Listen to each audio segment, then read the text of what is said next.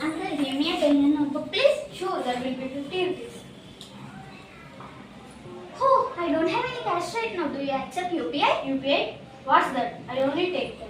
Uncle, UPI is a very easy and safe way to pay. You can pay directly from your phone. Phone? How does that work? It's simple. You just scan the QR code, enter the amount and pay. But I don't know how to use it. It's easy to set it up.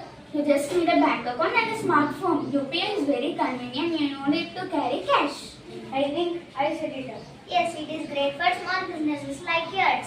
Uncle, your money came instantly. I see. So no more waiting for changes or dealing with damaged notes.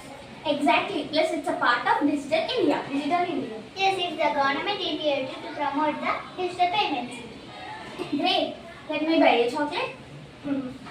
Amazing. I am going to tell all my friends about this UPI. Yes, it's the future, Uncle. UPI is very convenient. UPI is very fast, safe, and easy way to pay. Yes, it is or you are a customer or a business owner. I am glad I learned about UPI. Thank you, girls.